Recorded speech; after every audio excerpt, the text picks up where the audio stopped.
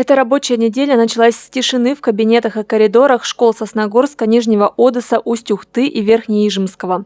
Образовательные учреждения закрыты на карантин. Это значит, что в каждом из них общий уровень заболеваемости ОРВИ достиг или превысил отметку в 20%. Мониторинг заболеваемости в образовательных организациях – дело не новое.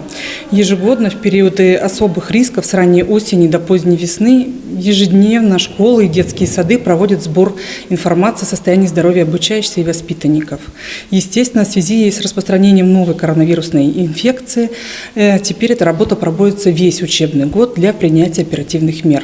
Карантин не каникулы. В этот период учиться нужно, поэтому педагогами организовано дистанционное обучение. Перед тем, как начать такое обучение, была проделана большая работа, чтобы подход к организации процесса стал единым. Прежде всего необходимо индивидуально подойти к возможности обучения каждого ребенка. Если в семье нет компьютера, при возможности школы передают во временное пользование компьютер по заявлению родителей под его ответственность. Гораздо сложнее, когда у ребенка дома отсутствует доступ к сети интернет. Тогда предоставленный компьютер, конечно, делу не поможет. В этом случае учитель организует взаимодействие иным способом, передает задания через родителей, например, созванивается с обучающимися и другие формы. Очень важной частью этого процесса является правильное составление режима обучения. Мы рекомендовали прежде всего пересмотреть количество уроков в день на дистанции, а также обеспечить сокращенную длительность урока.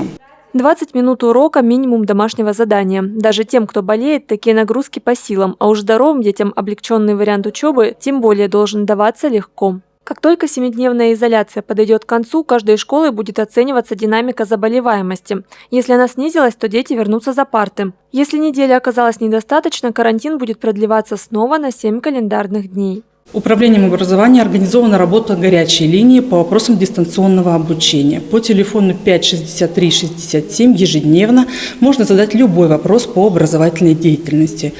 Разумеется, горячие линии открыты также и в каждой школе.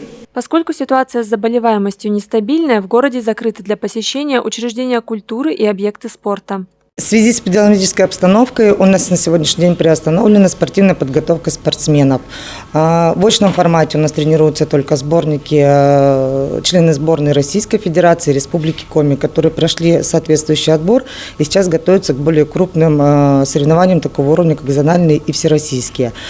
Но при этом спортсмены у нас ежедневно получают планы, конспекты заданий, которые вполне можно выполнять в домашних условиях, продолжают спортивную подготовку по планам индивидуальной подготовки.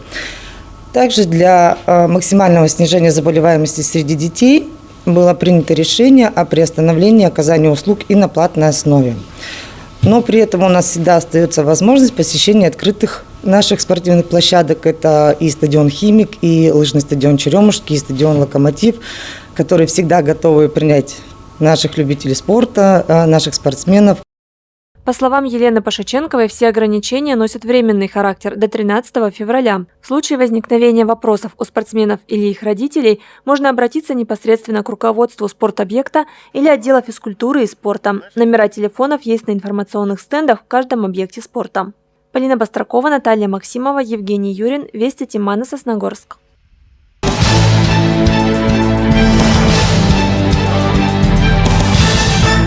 Каждому ребенку нужна любящая семья. К сожалению, случается и так, что малыш остается без мамы и папы. Находятся люди, готовые принять его как родного и подарить все свое тепло и заботу. Однако усыновление требует серьезного отношения и подготовки. Школа приемных родителей действует на базе Сосногорского центра по предоставлению госуслуг в сфере соцзащиты. Пройти такие курсы – обязательное условие от государства для семей, которые решили принять ребенка. Программа рассчитана на 10 дней. Потенциальные приемные родители общаются с педагогами, специалистами по работе с несовершеннолетними, однако основное обучение проводит психолог. Первые занятия посвящены тому, что будущий родитель сам разобрался в себе, зачем ему это нужно.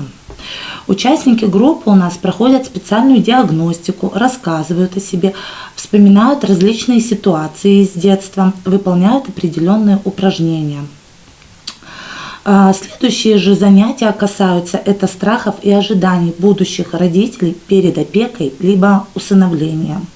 возрастных особенностей развития детей, роли привязанности формирования личности, трудного поведения, юридических вопросов, ну и, конечно же, тайны и правды усыновления. В 2021 году обучение на курсах прошли 19 семей. 6 из них усыновили ребенка, 8 взяли под опеку. Ирина Панькова отмечает, что после принятия нового члена семьи у многих наступает кризисный период. Это нормально, и специалисты школы приемных родителей не оставят без поддержки.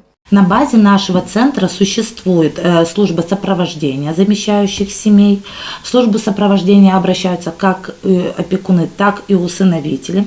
Моя задача в службе сопровождения – это помочь семьям, взявшим на воспитание ребенка, преодолеть кризис, выполнить ресурс, ну и, конечно же, сохранить здоровые детско-родительские отношения.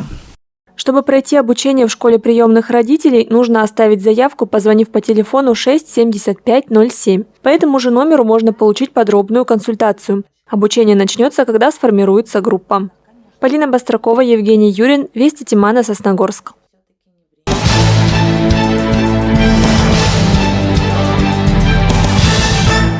В период пандемии очень важна поддержка и помощь ближнего. А тех, кто остался без помощи, выручат волонтеры всероссийского движения «Мы вместе». Они предлагают бесплатно оказать услугу одиноким пенсионерам, маломобильным гражданам и тем, кто находится на изоляции по медицинским показаниям.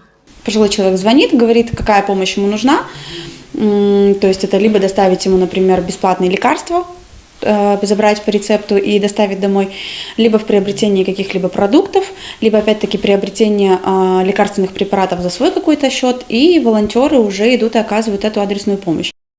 Такую помощь добровольцы готовы оказать, пока действуют усиленные антиковидные меры. При необходимости человека могут даже сопроводить в больницу, если в нужное время будет свободный волонтер. Стать помощником и потратить свое время с пользой для нуждающихся может любой желающий. У нас есть целый, так скажем, набор волонтеров с разных отраслей. Это и у нас также есть и представители партии «Единая Россия», которые нам помогают, и просто обычные депутаты. То есть это происходит каким образом? Получается, у нас заявка, мы скидываем ее в чат, и тот человек, который находится ближе всего к заявителю в данном случае, да, то есть он говорит о том, что да, я схожу, это сделаю. То есть либо после работы, либо вот как бы в течение дня он просто находится рядом, и он просто может это сделать. Те, кто хочет вступить в ряды добровольцев, могут обратиться по муниципальным телефонам, указанным на экране. По ним же, а также по номеру федеральной горячей линии принимаются заявки на оказание помощи. Полина Бастракова, Евгений Юрин, Вести Тимана, Сосногорск.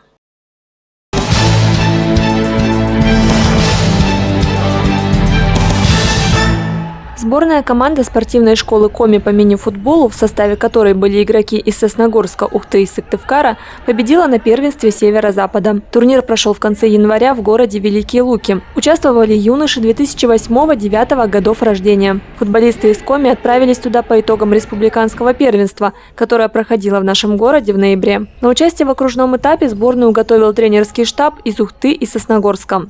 Приезжали сыктывкарские ребята, мы тренировались, бывали и утренние тренировки в 7 утра, просыпались рано, сыгрывались, комбинации разыгрывали. Мы поехали на турнир с одной целью победить, мы выиграли его. На первенстве Северо-Запада сборная Коми сыграла 6 матчей. Самыми сложными противниками наши футболисты считают клуб «Север» из Мурманска. С ними играли в полуфинале. И Поморье-1, представители Архангельской области, с которыми сошлись в финале. Были там откровенно проходные матчи, были и тяжелые игры, но в принципе мы с максимальным результатом дошли до финала. Результат, конечно, отличный, да, но содержание оставляет желать лучшего. То есть над чем еще поработать до участия в финале. Двое представителей команды Коми были названы лучшими игроком и бомбардиром соревнований. Теперь сборную ждет участие в финале первенства России. На подготовку у футболистов месяц. Будем готовиться, конечно, строй боевой, играть всегда хочется, всегда готов. Будем выигрывать, стараться. Полина Бастракова, Евгений Юрин, Вести Тимана, Сосногорск.